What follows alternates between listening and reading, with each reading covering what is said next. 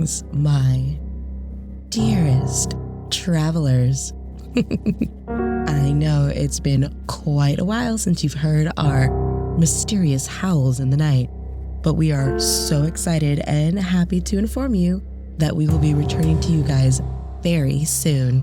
We're hoping to be just in time for the spooky season. We have a lot of fun things planned for season 4, including a wide range of guest authors and narrators, as well as an exclusive Patreon series.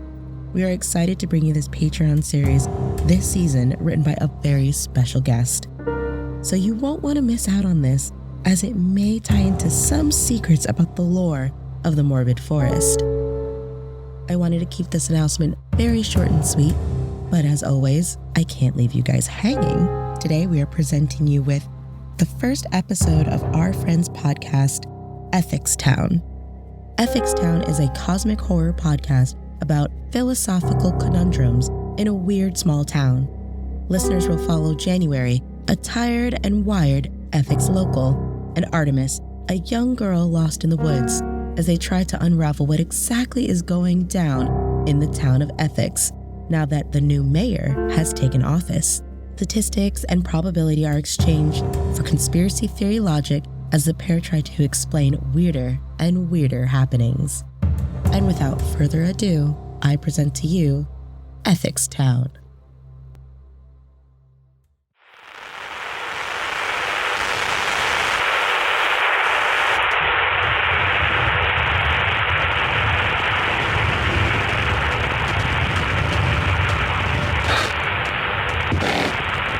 So we got the thingy. That's gone into the red lights on. Yeah, that seems to have done it. Okay, yeah, that's all. That's on. Right. Oh, that's on. That's on. Okay, 25.8. Good. Okay.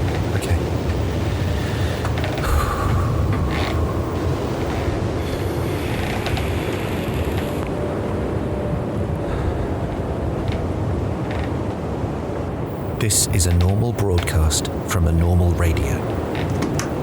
That's a lie. This is an emergency broadcast from an emergency radio. I'm not much of a radio guy.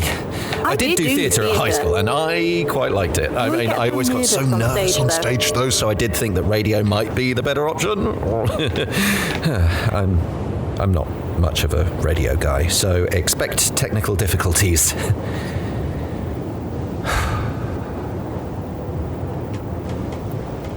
Good evening, citizens of Ethics, and anyone nearby whose radio can also pick up this frequency. Especially people nearby whose radios can pick up this frequency. I've got a lot to report on, and I'm afraid at times this broadcast may become difficult to listen to. But let me start with this. Stay the hell away from Ethics. The town that is what I mean is the town, not the philosophy. I mean, go wild with the philosophy. It's great. It's a big fan of ethics, me, but it's just the town.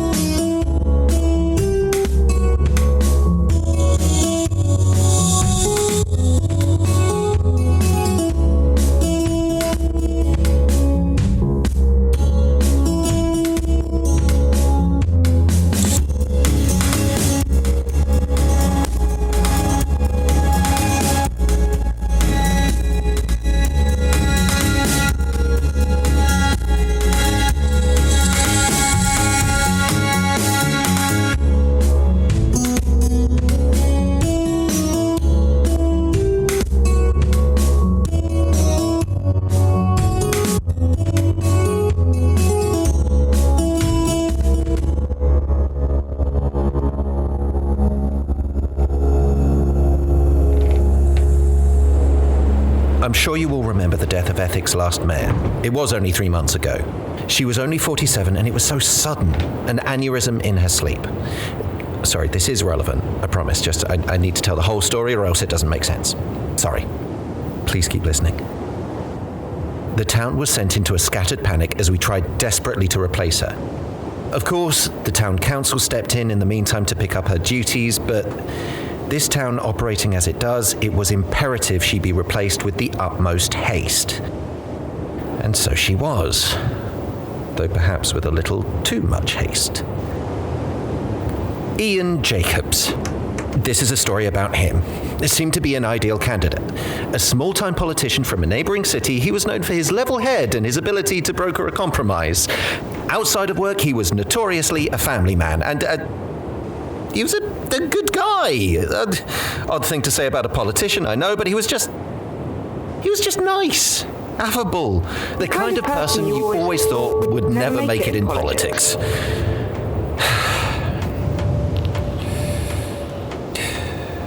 His first day on the job, he gave a speech from the steps of the council building. Despite the muggy spring air, he still opted to wear the traditional top hat and long coat. It's more an homage to the town's founder than a fundamental part of the job, but still, it was appreciated, showed his dedication. At the time, his speech seemed, and I don't want to be rude here, quite unremarkable. Now, however, with hindsight on our side, there is a certain bitter irony to it. Press Secretary Rory Norse transcribed the event. I'll read it to you now. This is relevant. Dear people of ethics, I am so honored that you would elect me, an outsider to your home, as your mayor. But as of right now, I implore you, do not think of me solely as your mayor. First and foremost, I am a father, a husband, and now a citizen of this town. Your interests are my interests. I will do my utmost to take care of your individual needs, but what I believe in most is justice and equality. Equal opportunity without special treatment. That was part of the platform you elected me on, and I intend to uphold it. This is already a great town. You don't need me to tell you that. But I truly believe that I can help make it better. All I ever wanted in life was a loving family and the opportunity to make a real, positive difference in the lives of others. I already have the perfect family in Alice and Grace. Now it's time for me to do everything in my power to improve the lives of everyone here in ethics. The crowd applauded. Even I cracked a smile. This is an old story, though, and not the one I intended to tell. Or rather, it's only the beginning of the story I intend to tell. After his speech, the mayor began his first day of work here, and for a while, everything went back to normal. Well, normal for ethics. But it was fine. It was fine. And then, a few weeks ago, a town council meeting was called and proposals were made.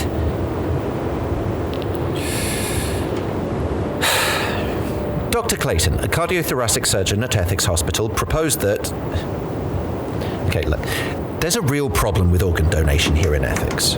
It's probably the same everywhere too, I suppose, but people they don't want to part with their organs, even after death.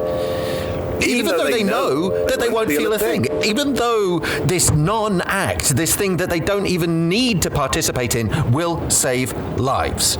They'd rather have their insides incinerated with the rest of their worthless bodies than even consider helping up.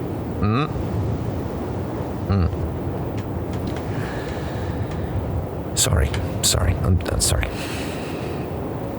This broadcast is really getting away from me. Emergency broadcast. Donate your organs.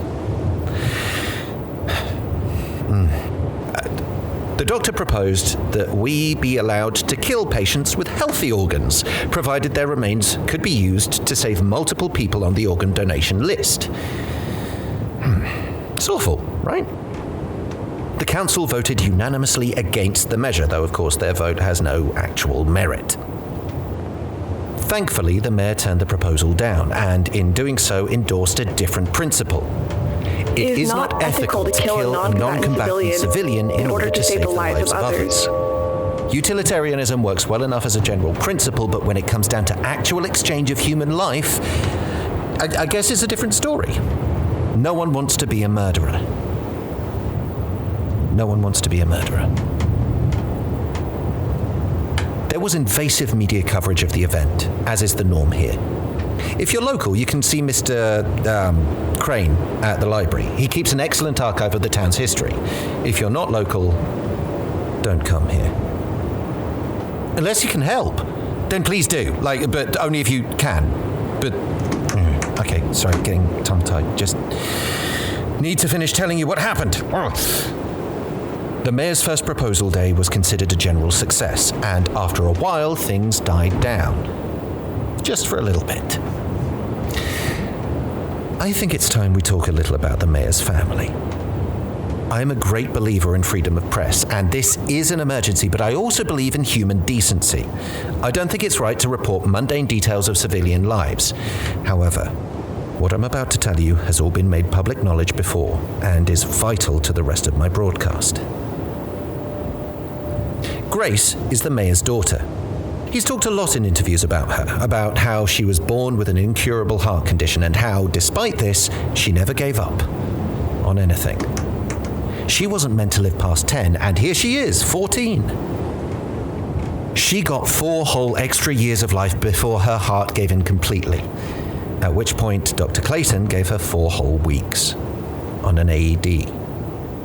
Nothing to be done but a transplant, he said, and the waiting list was far longer than 4 weeks. I'm sure you see where this is going.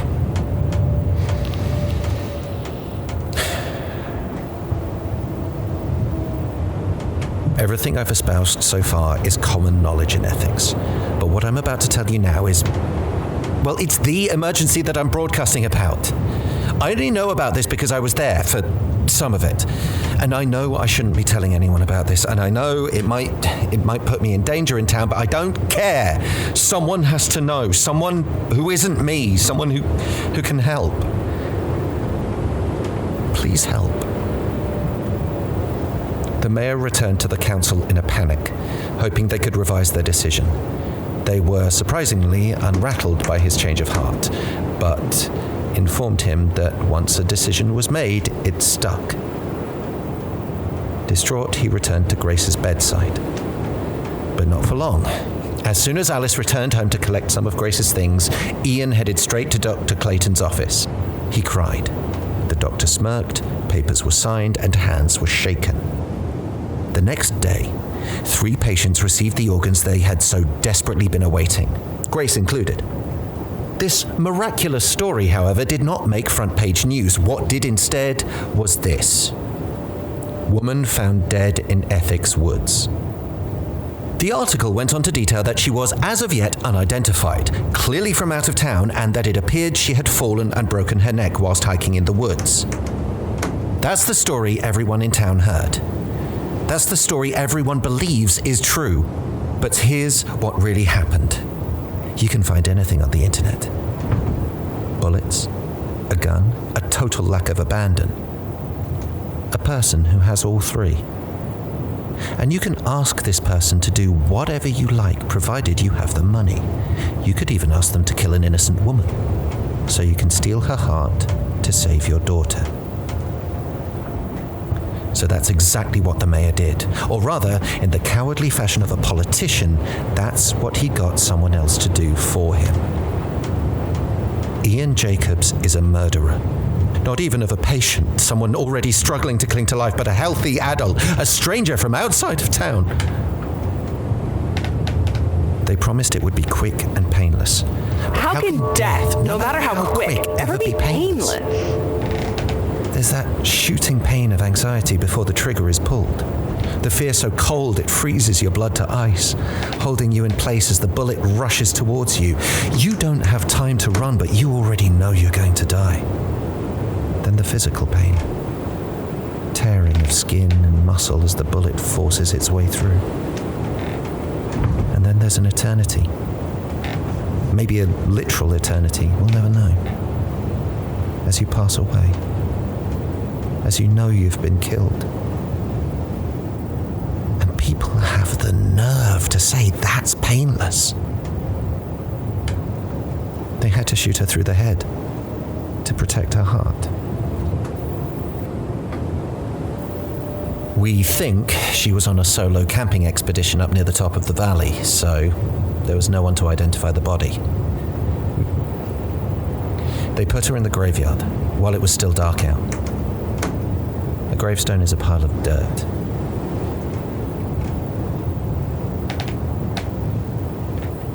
Well, that's the broadcast.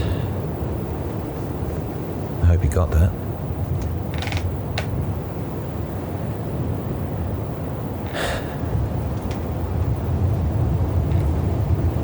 It's been a while since I studied Bentham. Been a while since I studied anything, to be fair. He was definitely the greatest pleasure for the greatest number guy. Something about pushpins? Did he ever think something like this would come of his theory? Would he even have cared? It was created to be mathematical, and the mayor clearly did the maths. The death of one unnamed woman in exchange for the happiness of 3 families, the happiness of the entire town. When you put it like that, it almost seems like he did the right thing. I didn't know that lady. I won't claim to. But there is a version of this story where the mayor could be seen as a hero. Where he killed one murderer, criminal, abuser to save 3 innocent people, and I suppose there's a version where he killed the leading cancer research scientist, someone involved in vital peace agreement relations, a mother to young children, but God, no, that's not worse, really, is it? She's still a person. She's always just a person. It's never right to... God. Okay. That's what the mayor forgot that night, when he signed that lady's death warrant. She was a person. She also had a family. She also came from a town. Have they declared her missing yet? Are they sharing posters online? Are they listening to my broadcast right now, horror-stricken? Are people who didn't even know her, people on the other side of the world, even now reading the desperate pleas of her family to bring her home? Does their pain not factor into the equation? That's the crux of it, really. You're always hurting someone. You lift one side of the seesaw and the other end comes crashing down on someone's head. I thought the whole goddamn point of this town was to avoid relying on old, antiquated rules, but look where we are! Look! Worse off than anywhere with a government. Worse off than anywhere I've ever been before. Where do we learn our moral code from, if not the people who tried to figure it out before us? People shouldn't be living like this. We shouldn't be allowed to live like this. Our mayor just killed a woman he had to kill to save his daughter's life, but still, he got away with murder. That doesn't negate that. Anyone from town who's listening, move, if you can. It isn't normal to live like this. You'd be better off anywhere else, and if you can't, be careful. Everyone else, please help us. Alert the authorities. Tell anyone. I know they know of our town's existence, but they can't know just how dire things have gotten. Just how bad the power imbalance is. If anyone's listening, if anyone cares, please do something, because I can't, and it's going to kill me. Hello? I'm so sorry to bother you. Hello? I can see that your light's on. I won't be in trouble. I just need to borrow a phone. Mine's dead. I'm lost. I was hiking in the woods with my mum and she went to go buy water, but that was almost a day ago now and I don't know what to do. I'm not from this town. Please, can I come in? Please, I don't know what else to do. Please help. I'm scared. It appears there's been a development in our story.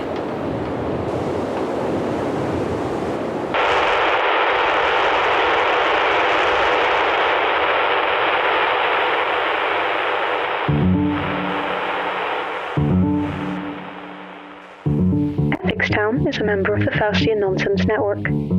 This episode, you heard Rhys Lawton as the radio host and Liz Dokukina as the girl, with additional voices from Paige Adams, David Ault, Clohessy, Gwen Davies, Sarah Griffin, Eli Lebat-Angstadt, Subhi Loganathan, and Delilah Tahiri. It was written and produced by C.L. Hendry, with sound design by Cai Gwilym Pritchard, and theme by Mick Zijdel. If you're enjoying the show, you can leave us a tip on Ko-fi, or follow us anywhere on social media at EthicsTownPod. Thank you for listening. This program was brought to you by a network of dedicated artists with creative souls just like yours. Faustian Nonsense thanks you for your patronage. Just like yours.